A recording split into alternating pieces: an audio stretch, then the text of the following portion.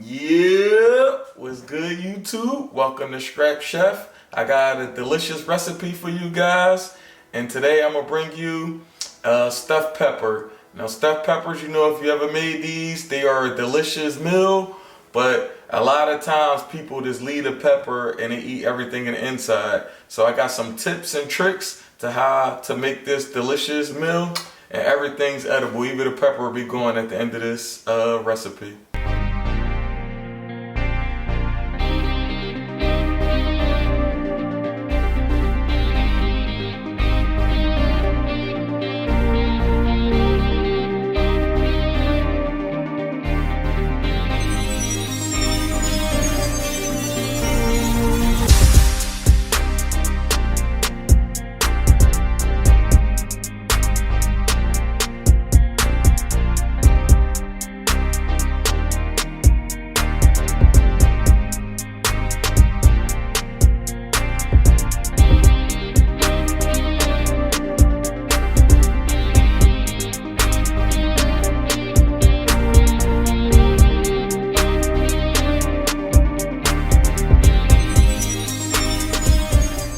So the first thing you want to do in this recipe, you want to get some fresh garlic and chop that up.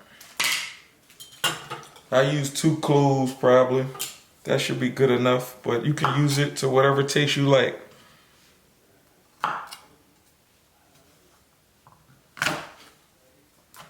So I like to chop this up fine.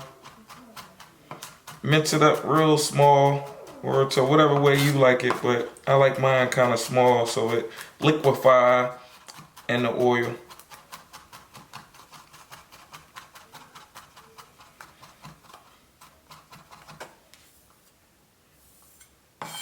So after that, I get an onion.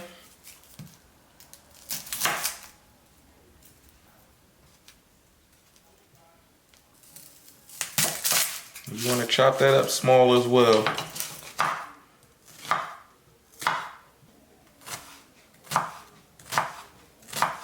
And you got these onions all minced up and the garlic. You want to get a pot with some olive oil, but today I'm going to be using avocado oil, but either or will work, whatever you have or whatever is your preference.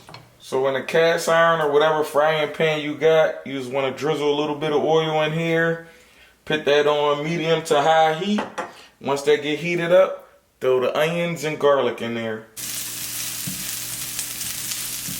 Alright, so one of the most important parts of this recipe is picking out the peppers. See, me, I like a variety, so I like green peppers, I got orange, and I got red today. Yellow is actually good as well. They all got a little bit different flavor, but it's also about how the shape of the pepper is.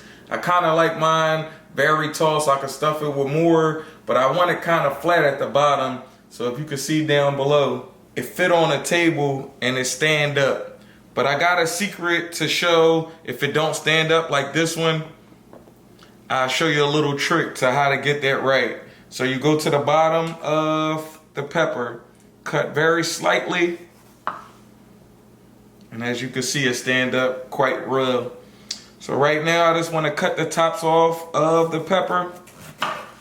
Make it nice, as you see on the inside. You just want to clean that all out. And you do that with every pepper, clean it out. And then I get to the next step of this recipe. Alright, now we got the peppers all clean. This is one of the secrets that I had to show you guys. So as you see, the peppers all cleaned and ready to go. So come follow me. So one of the secrets I do to make these peppers soft and edible, I get a pot of boiling water. As you can see on the stove, put that on high heat. I throw a little olive oil in there. Throw some salt as well.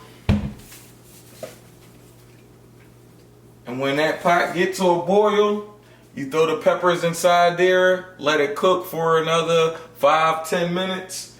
Get it a little soft but not too soft, and that'll soften up the pepper where it's edible and it's good to eat. So these onions and garlic, they going. It's time to throw in the meat. And as y'all seen in my meatloaf recipe earlier in my channel, I love ground lamb, so I like to do a mixture. So I'm gonna do some ground lamb And I'm gonna do some ground beef. So I just wanna break that up. Then I'm gonna season it. This is the lamb right here. So I do 2 parts to it. That's the lamb. And I'm gonna get to the ground beef and mix that up all together.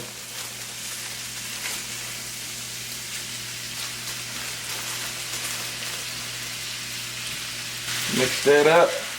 Then you wanna season it. So with the seasonings, I wanna do some garlic powder.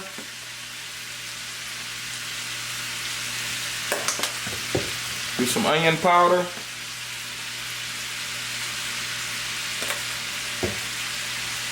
And you know I don't measure nothing, so the seasonings, you season to taste. I do some cracked black pepper.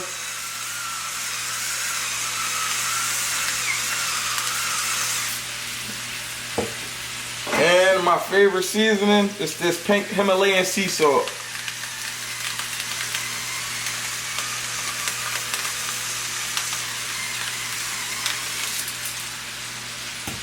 I let that cook down some. I also got some rice on the side that's cooking.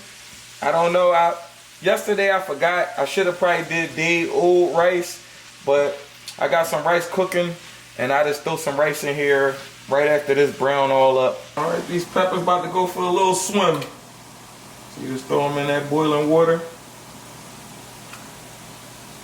Like I said, they don't gotta be in there too long, just until they soften up. So if that's 10 minutes, 15 minutes, whatever, just make them a little soft so they be edible and not all rough.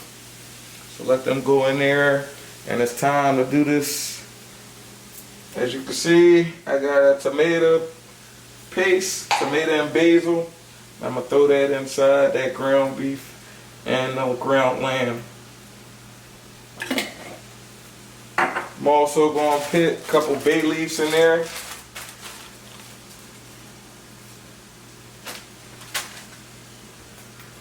Get a good mixing for that.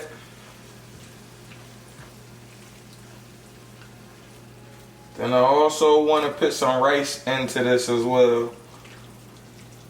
And you determine how much rice you want. I don't think I'm going to do too much today, but I am going to throw some rice into this gravy. So I just probably throw a bowl in there, bowl of rice. Mix that up and let that cook down. By the time this done, them peppers should be nice and soft. Then it's time to stuff them. So now these peppers been boiling for about 10 minutes now. I think they almost done, so I just want to take these out of they bath and let them dry out a little. So I flip them on the side so I can get all that liquid out of it. Alright, while these peppers still a little hot, here's one of the #1 secrets of this recipe. I was talking to my coworker years back. I was still an apprentice, and we were talking about making stuffed peppers, and he gave me a little pointer that made a lot of sense. He said when the pepper's done and they heat it up a little bit, line the peppers with American cheese. So while they still hot, I'm gonna throw a slice of American cheese just to line the inside of the pepper and let it melt down.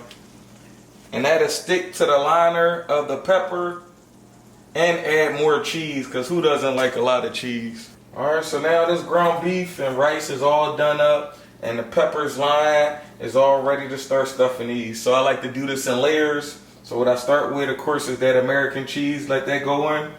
Then I go right in with my first layer of ground beef. I smash that down. Then what I do there, I got some sharp cheddar. Like I say, this is a cheese recipe here. Big back stuff.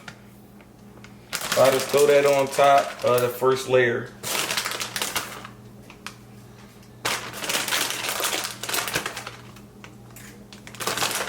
Then I come in with another layer, ground beef on top of that. And I try to stuff them as much as I can with these peppers. It's already if they overflow a little bit. Ain't nothing wrong with a little mess.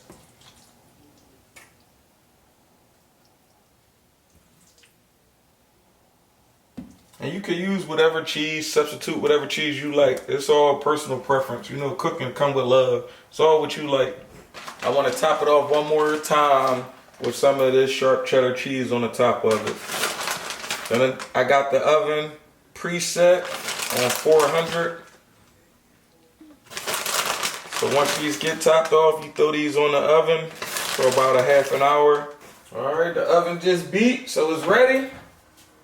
Time to throw that in there. Let that cook half an hour or so.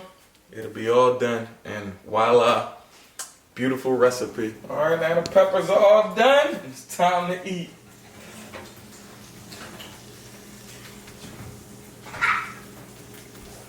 So they all finished up, nice golden brown. Time to plate it up. As you know, time to eat.